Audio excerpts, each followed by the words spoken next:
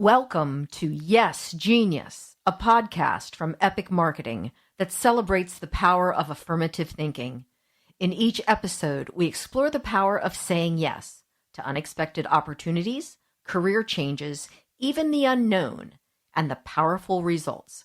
This season, we welcome our speakers and panelists from Social Media Day Delaware. We hope you enjoy their yes stories and some digital marketing insights. Hello and welcome. I'm your host for this episode, Jess Burton. Joining me is Brooke Miles, a LinkedIn strategist and trainer. Through her company, Delaware Shoutout, Brooke creates customized LinkedIn strategies and implementation plans to leverage LinkedIn effectively. She's worked one-on-one with hundreds of business owners and marketers to help them achieve huge gains in connections, followers, engagement, and traffic to their websites. Welcome, Brooke. Hi, thank you so much. It's great to be here. I'm excited to have you here. Yes. I was excited to have you speak at Social Media Day. And I know that a lot of the feedback we got from Social Media Day was, where has Brooke been all my life? Where has Social Media Day Delaware been all my life? So, I can't wait for more of those. Us as well. We're already kind of in the planning. I mean, obviously, we're already in the planning phases Of for course, next year. yes. And I feel like it's going to be kind of one of those moments where I'm going to sit down and like wrangle all the ideas. But for the current moment, it's just dumping all the ideas onto paper, metaphorically, Yes. and digitally, so we can kind of suss them out. So we're going to get right into the topic of the podcast. It is Yes Genius. So you said yes to yourself during the pandemic when you decided to start your own YouTube channel. Yes. You shared with me before that you were scared to be on camera and you weren't even Uh-huh. sure how to get videos from your phone to your computer. So Correct. can you tell us a little bit about that decision and how it has turned out? Okay. Well, during the pandemic, for a lot of us, business, a lot of us, we're really struggling with our business. And, I'm sure you can relate to this. For me, it's a lot of my business came from one-on-one networking. Okay. Well, that went out the window for the longest time. And I remember I was talking with a client, this was around the summer of 2020, and her husband was very well and actually was like an epidemic expert, and like I think worked with the government, stuff like that. And she said, "Yep." He says that this isn't going away for a really long time. And I was like, so being in social media for as long as I have been, of course I've advised clients, oh, video is really good, gave all the reasons. Would I do video? Hardly ever, because I was too scared of it. But it was easy enough for me to tell other people to do it, of course. So I was like, you know what? I just need to do my own advice here, because the in-person networking isn't happening for a while. I need another way to somehow be face to face the best way I can. So I decided I would start doing this. And yes, I only had, by the way, an iPhone 6, and like the picture on it was even blurry. It turns out I should have just wiped the camera. It would have been fine. Like that's how bad I was. Okay. Yeah, you're right. I didn't know how to get video. Like I could do an ad campaign with my eyes closed, but I didn't know how to get like a video from my phone to my computer. Okay. Like stuff like this is like, where the disconnect was. I just had overall very little video experience. Some other roadblocks for me were, how do I put it? Most of my competitors, quote unquote, on YouTube are like, I mean, I could be their mother, okay, and they're gorgeous and they have symmetrical faces, and I'm like, oh my gosh, like how am I gonna, they're gonna, they look at them, they're gonna look at me, they'll be like, like I was very insecure, very, very insecure to be on camera, even though being in person is like it's like there's nothing to hide. You're in person. But I think a lot of people fall into this where like, as soon as you see that camera lens, you like freeze. And I kind of like that's where I was. But I was like, you know what? I'm just gonna go ahead and start doing this, because it's like either like start doing something out of my comfort zone or not pay the mortgage. Like you have to kind of like choose one.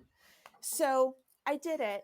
And so it really surprised me. First of all, it turns out I love making videos. My favorite part is actually editing. It's very time consuming, but it's just something I enjoy doing, even though it really is very time consuming. I've enjoyed like the skills I've learned from that. Um, I've also really enjoyed learning about the whole YouTube ecosystem, and I'm educating myself literally every day, Monday through Friday, on it. And That's been amazing.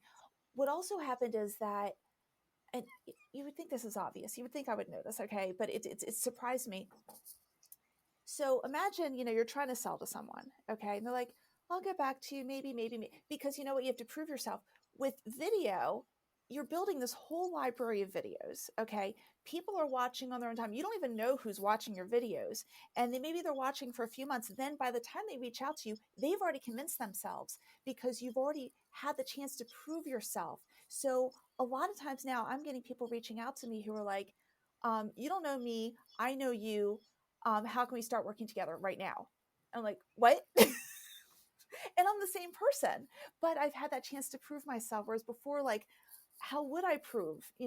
So that has been super cool. I now have clients around the world because obviously YouTube goes around the world, of course.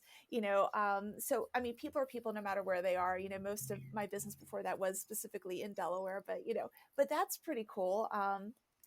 And also, I'm sure you've done the same thing where you've done a Google search and then like some video results pop up. For certain questions, I pop up as one of the 3 top results. Another reason I'm attracting people around the world. These are things I should have thought of, but I didn't. So it's been an amazing experience for me. And I will say that, even though like I'm a LinkedIn strategist, this is what people hire me for. I think I'm just as passionate about YouTube as I am about LinkedIn. I really am. So it's been amazing. I love that. I love watching your YouTube videos because it really does feel like I'm like I do know you. Yes. But it's almost like it's kind of like having like a one-way conversation with you, so to speak. Like you are on the other side of the screen talking about LinkedIn. But it is funny because you're just yourself. And I think that you touched on a couple things. And the one is that as someone who frequents TikTok and posts to TikTok myself, it is really hard to not get caught up in the symmetrical faces and the perfectly blown out hair and the eyelash. Yes. Like everyone who and I'm like, I am never going to look like that. And that is fine because that's not who I am. Right. And I think it's such a testimony to the quality of the content that you're putting out that you're like ranking in Google searches with YouTube videos. It's incredibly impressive. Thank you. And I think that you kind of like glanced over that little statistic and I'm like, no, that's impressive. Not every single question, but for a lot of them I do, mostly things that you would search for, you know what I mean? How do I? How Yeah. can How do I? I? How can I? Yes. And those are Yes. the most popular videos that I have. Ironically, though, those are not necessarily the ones that how to nurture the relationships that attract the clients, because usually when someone's doing a search, it's like, okay, I got my answer, and they're more likely to leave. So Mm-hmm. that's why I used to do like all how-to stuff, and I've learned actually, you still need some how-to stuff to attract people, but now it's actually 20% of my content is search based, and the other 80%. I'm very like structured in terms of what sort of videos I do. Now it's more like strategy, like it would show up in recommended or suggested Mm-hmm. on YouTube, not in a search. But things like, have you thought about this? Or here's a way to tweak your strategy that people wouldn't think of, but hopefully they'll watch the video and then like it really helps them even more, I think, than a specific feature or how to that they might have been looking for on LinkedIn. It's those like next level questions. Yes. I think it's those things where they're like, they already know how to upload a video or they already know how to write a post, but Mm-hmm. they want to know like, okay, how can I take it a step further? Like, I'm not the subject matter expert. How can I glean a little bit more information? Exactly. So you said you liked editing. Oh, That's yeah. your favorite part of all this, of It takes the forever. YouTube Like, journey. it consumes my life, but I love it. Can you kind of walk us through your, not necessarily your process, but like how do you Yeah. come up with an idea? How do you decide like the layout of your video?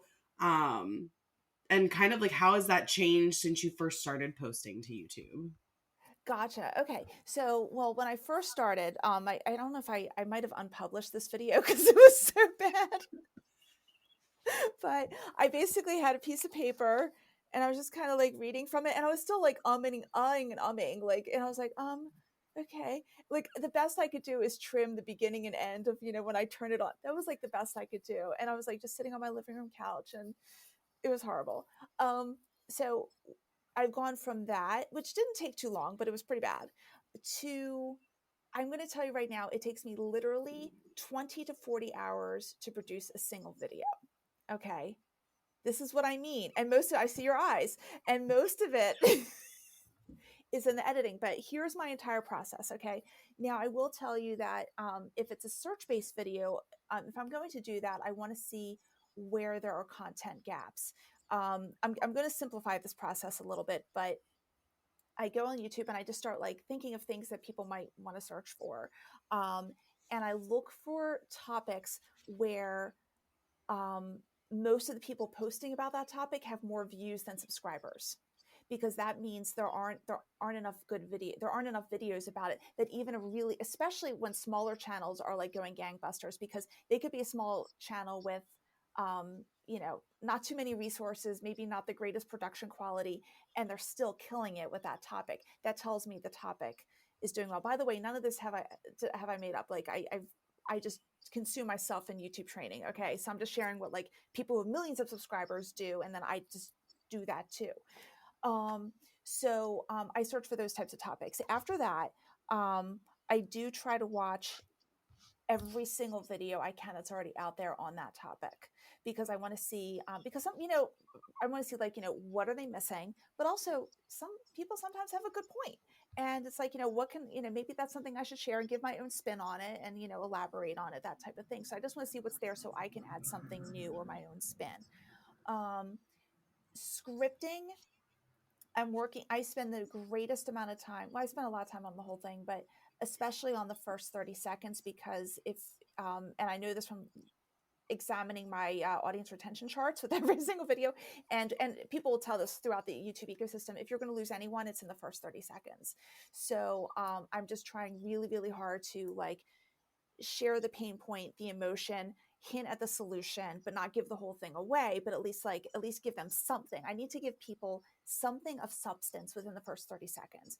And then I'm also working on with my script mini hooks. In other words, I have the big hook, but what I've learned the hard way is that even if you give a big hook in the beginning, it doesn't mean they're going to watch till the end, even if like they would get the complete answer throughout the end. So let's say it's 5 things I'm going to share. Like after I even share the first thing, I have to say, you know what?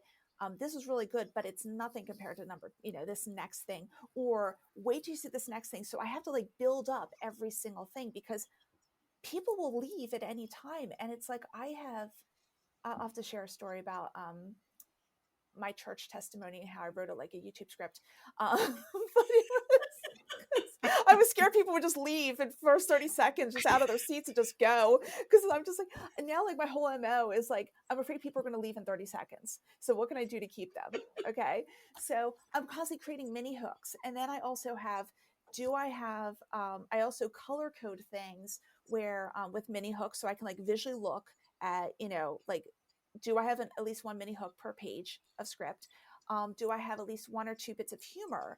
Like I actually color code humorous points, or I hope it's going to be funny. At least I don't know if it will be, but I try.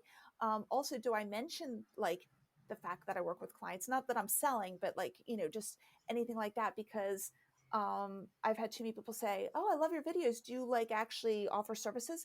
So I'm doing this. So now I color code that. So my whole thing is color coded. And then I do also want to make sure it's written so I can point people to the next video, except for the last one I did, which is a separate thing.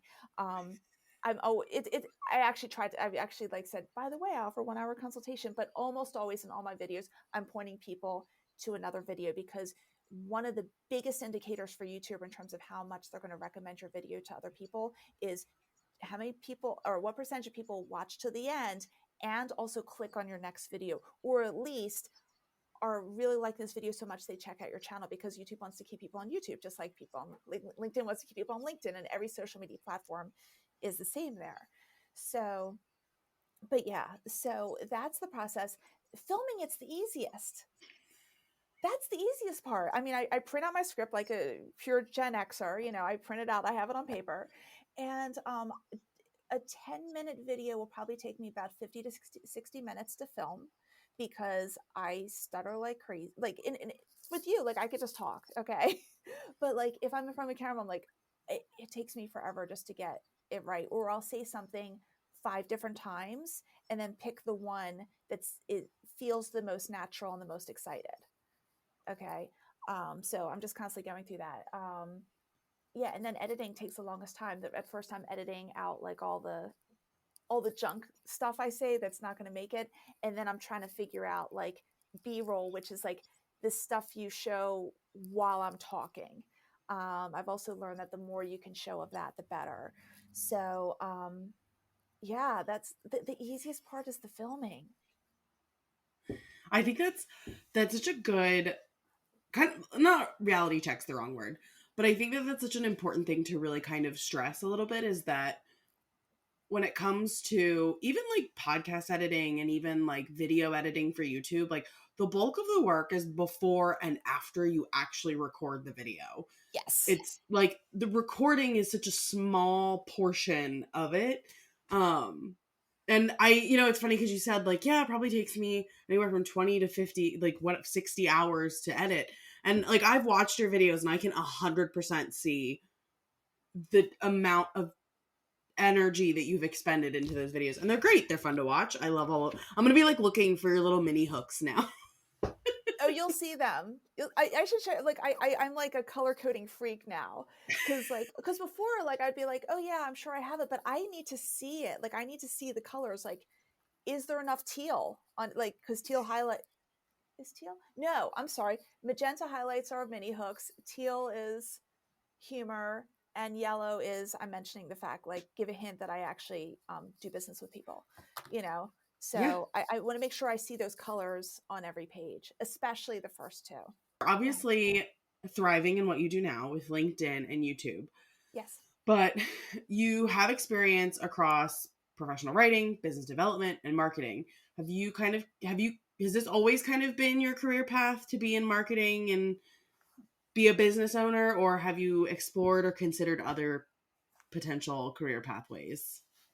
If I could do my life over again, I would have gone a PhD in linguistics and have been a linguistics professor.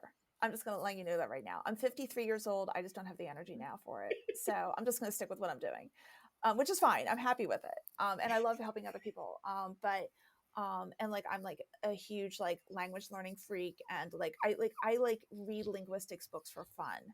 Okay. If I'm stressed, I listen to a linguistics book, and it actually, I go to sleep because I'm so focused on it and so invested in it that the rest of the worries of the world go away. Like, that's how much I love linguistics. Okay. But I actually my degree is in French technical writing and translation, and I thought I was going to be a translator. But it's one of those things where I don't know, like, marketing always like interested me, but I just never pictured myself doing it. And it's just one of those things where I have like tons of like academic and professional writing, like professional experience in writing. And then I fell into sales, and then I was like, you know what? I know how to communicate. Sales isn't quite the thing for me, but I understand it. Marketing would make sense. And again, it does bring my love of communication into a different realm with the purpose of, hopefully making a sale. So, yeah. And then obviously, I mean, when I was born, like in 1971, there was no social media. That would be decades away. So, I wasn't, thinking about being a social media person. It wasn't until like social media came out that it started entering my life and then my career. So moving back, we're so glad that you said yes to marketing, as Yes. obviously our pseudo tagline is we come from a place of yes. Yes. And we're here to talk about saying yes, but I've heard you say you call yourself a no person, which makes me think that has something to do with setting boundaries and time management. Yes. So what kind of, and you are a team of one, truly. So it's even more impressive that you can get all of this stuff done being one person, because not only are you editing all of this stuff, you're actually meeting with clients. And I feel like you have at least 1 or 2 or 3 speaking engagements every month, whether they're virtual from your office or they are in person. So what kind of time management or life management or work management advice do you have? Yes. For the rest I should of also us? mention we homeschool also. So Okay. Yes, all of that. Okay. So 2 things. First of all, putting everything on a calendar and setting appointments for yourself? Because you set appointments for the doctor, for the dentist, for everything else, but do you set appointments for yourself? So actually do block out times. And then you just have to prioritize. Like, for example, my clients come first. Okay. So it's like, I always answer that first.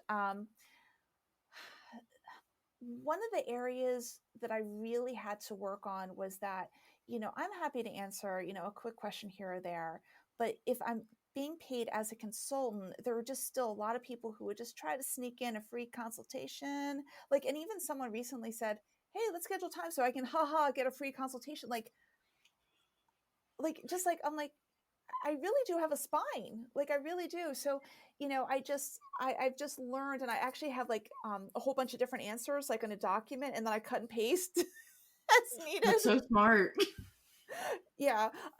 Basically, just sharing, hey, this is how I earn my living. And to be fair to my paying clients, who pay for my services, I would ask that, that you pay as well, and, here's what I offer, let me know if either of these are good for you. But it's just, I've just had to share with people, again, if someone has a super quick question, because, in my YouTube videos, people ask questions all the time in the comments, and usually it's something really specific. And, and I'll answer that. Or my LinkedIn posts, obviously, the people ask a question, I'll answer it. But it's when someone DMs me and not only asks a quick question, but hey, can you look at my LinkedIn profile and give me an audit and tell me what you think? And so I just have to give a very, like, I'll share like one quick thing. I'll say, though, lots, but I just have to very quickly go into, this is how I earn my living, and I need to be fair to my clients. So I've just had to learn to do that, because I will say that growing up, I was definitely a people pleaser. So it's been very hard for me to set those boundaries. But for my mental health and to make sure that I'm available for my family and making sure I'm available for my other priorities in life, I have to do this. Absolutely, it's your job. Yeah. It's my job. It's just another thing I started doing is I used to do like a half-hour discovery call. Like, in other words, like, thinking of working with me, like talk to me.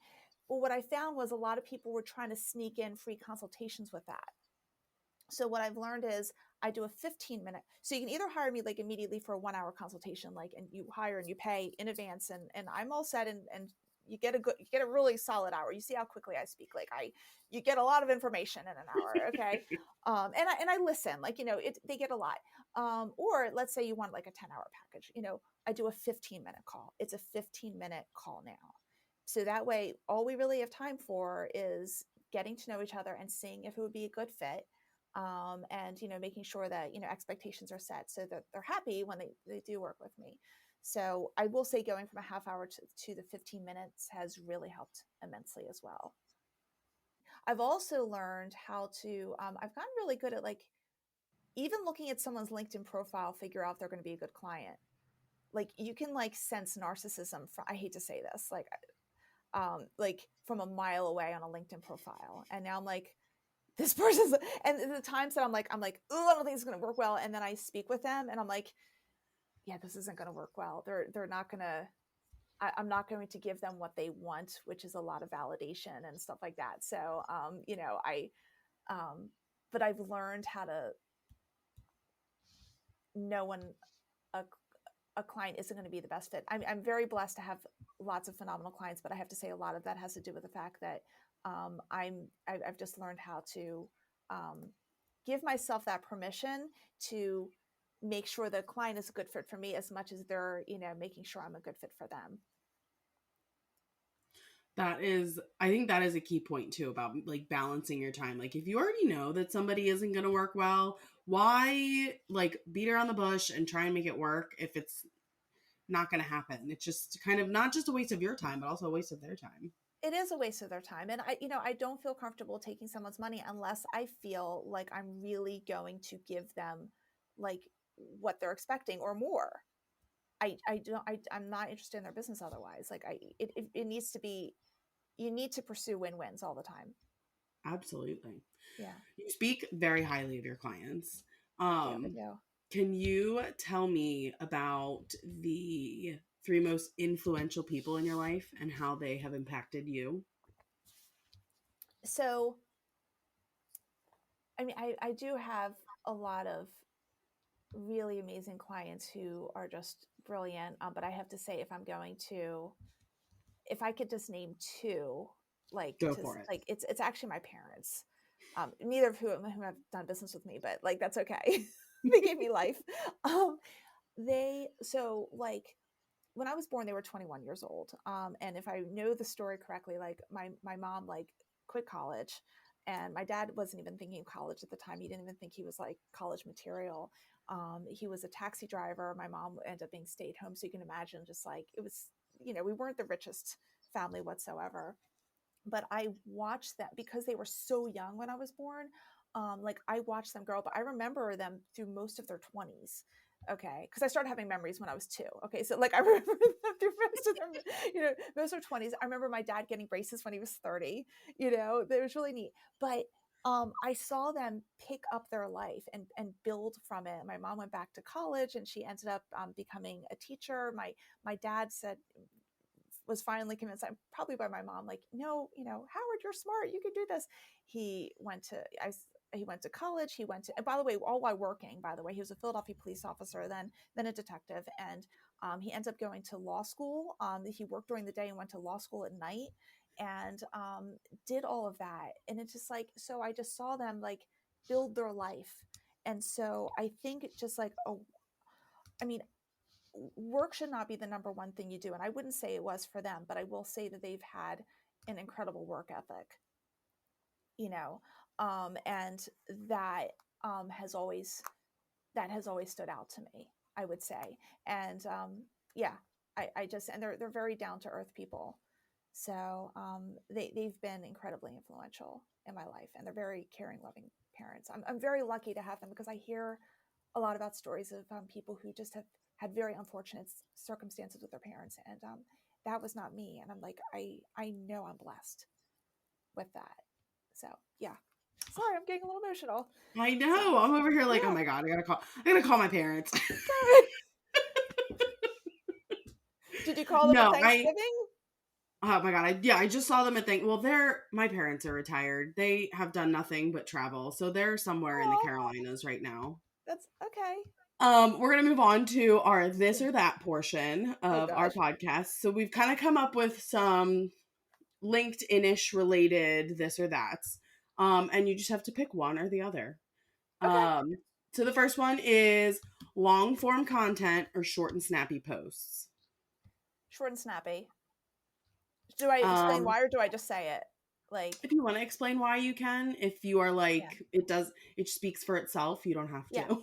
And keep in mind, like, I mean, they both have their role, okay? But I will say, from a content creation standpoint, short and snappy is usually easier. You can take something long form and then just break it up into 10 different short and snappy posts. But also, when people are on social media, I don't think it's an attention span thing, it's an expectation thing. People are just a little more in scrolling mode. So having really quick blurbs of wisdom, I think, goes really far. So, okay. Sorry. And you kind of answered this one earlier, but in-person networking events or virtual mixers. Oh, believe it or not. Okay, I'm gonna say in person, but just with a slight edge. Okay. I will say virtual mixers have been more productive for me, but there is something about being 3-dimensional that's really cool. Next one this is for a personal LinkedIn account. Personal branding or company branding on Personal. your personal LinkedIn account? Personal. Okay. Personal. Does that change if you are like the founder of a company or like a CEO? Still personal. So, okay, when I say personal, keep in mind it's like when you go to an in-person networking event, you are still representing your company, okay, but you're selling your company brand through your personal brand. LinkedIn is just the virtual version of that. So you're still showing up personally, but as a representative for your brand. So you're still posting about stuff related to your field, and you're still generally talking about stuff related to your field, but it's still you. Like, you don't go to a networking event with a paper bag over your head with your company logo on it. Okay. Does a company page have a place? Absolutely. Okay. But it's the personal brand that makes the difference on LinkedIn. So yeah. Do you prefer visual content, so visual forward content, so pictures, imagery, or text-based content. Visual. I prefer writing. I prefer writing text. It's easier for me, but as as consuming content, I prefer seeing more images and graphics. Same. Yeah. Yeah. And then for your profile picture, a staged headshot or a casual workplace photo? I would do. Uh, Or does it depend? it depends on your brand. I will say if it's staged headshot, what you could always do is do a staged headshot and then change the background so it looks like your office background. So I have a photo like that actually, where it's in a place that I've never been, kind of thing. So How often should you update your profile picture?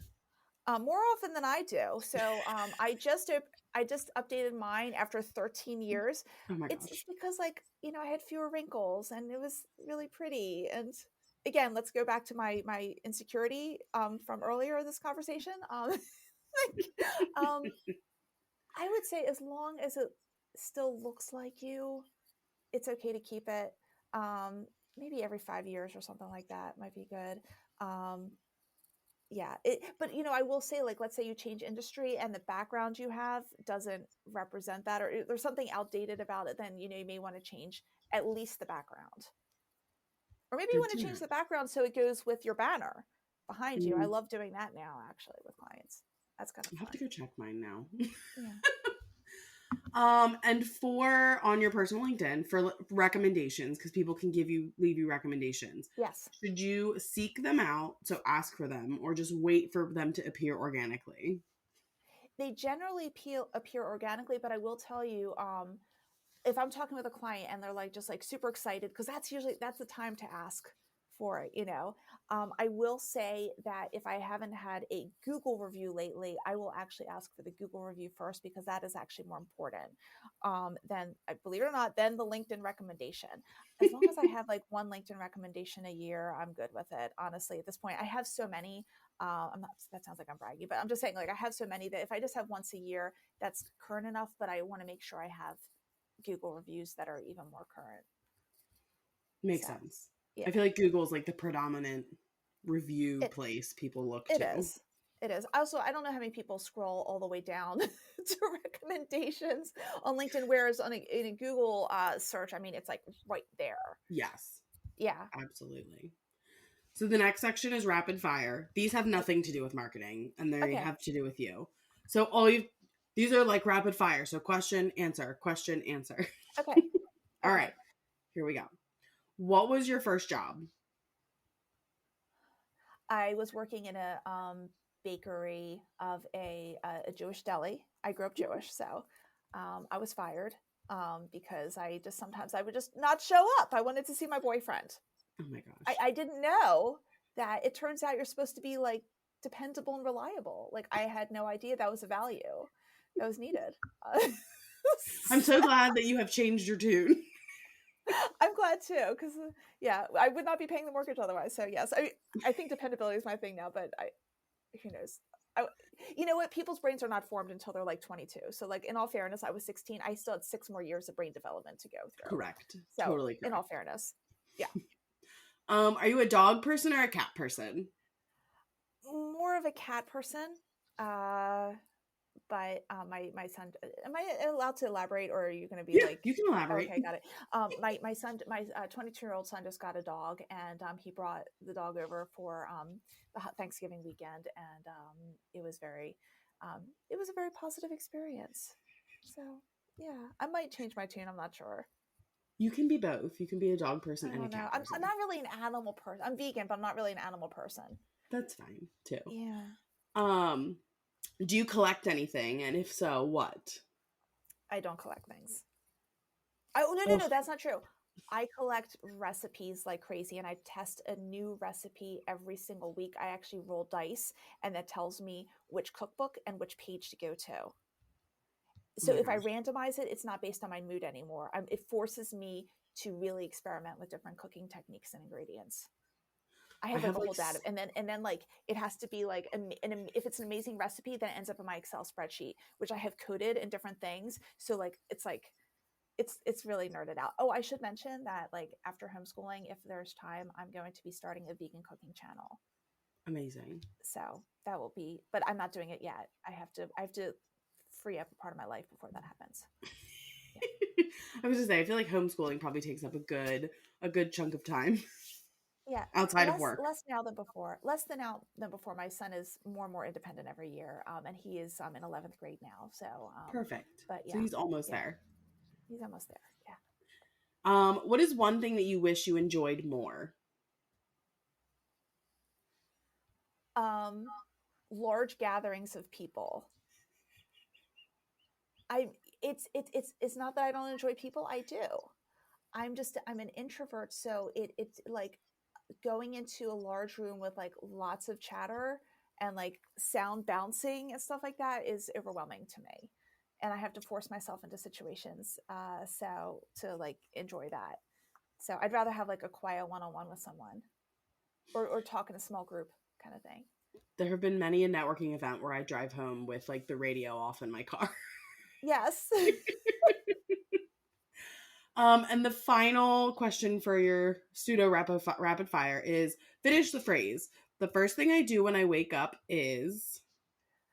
I do 15 minutes of Bible study by audiobook every day. Yep. I'm going through the book of Matthew right now. It's taking months. I love that. That's amazing.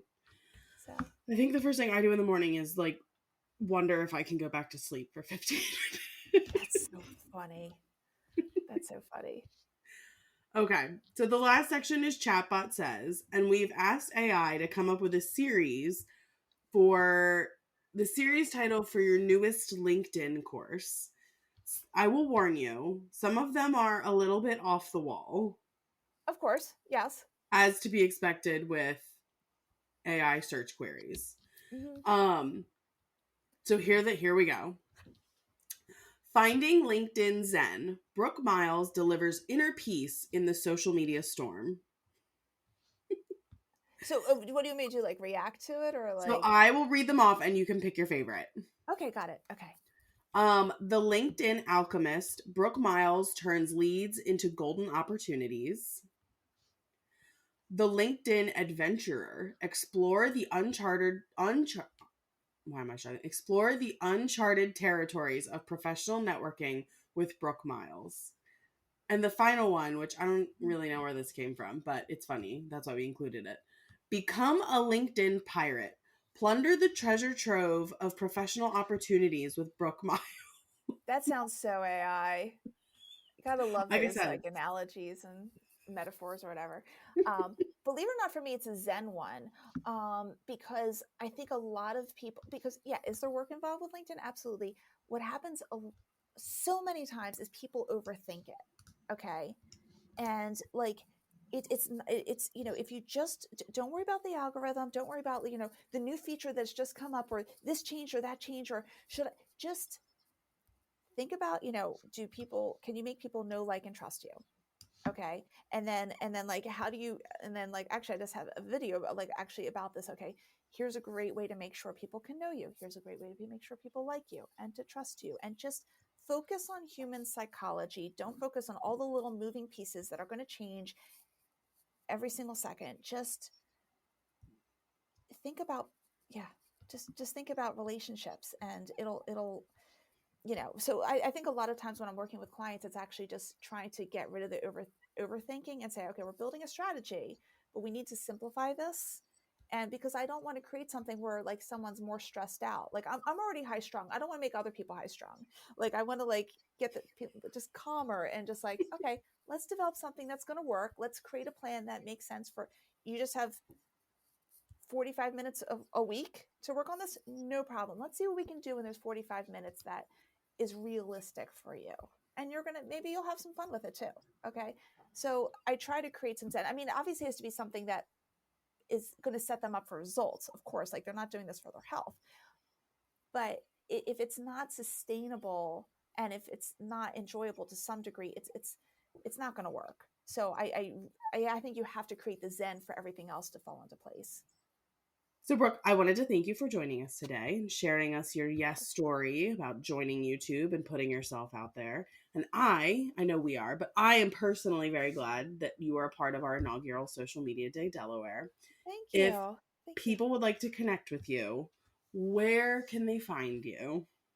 Gotcha. So, let's see, on LinkedIn, it's if you type in Brooke Miles, because there are different Brooke Mileses out there, you'll find me that way. If you go on YouTube, type in my company name is Delaware Shoutout, by the way. So it's type in Delaware Shoutout LinkedIn Strategies, you'll find me there. You can also go to my website, which is deshoutout.com, which is short for Delaware Shoutout. So those are three main ways to find me. So yeah. But I really appreciate this interview. Like, you always do a great job with interviewing people and making people feel comfortable. So I appreciate that.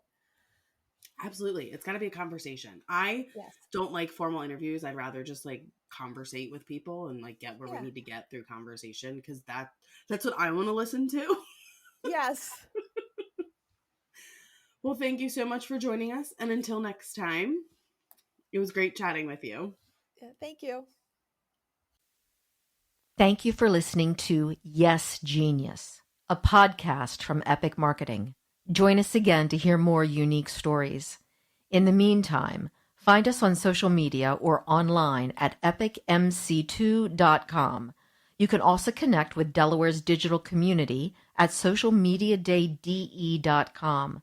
Don't miss out. Remember to follow or subscribe wherever you get your genius content.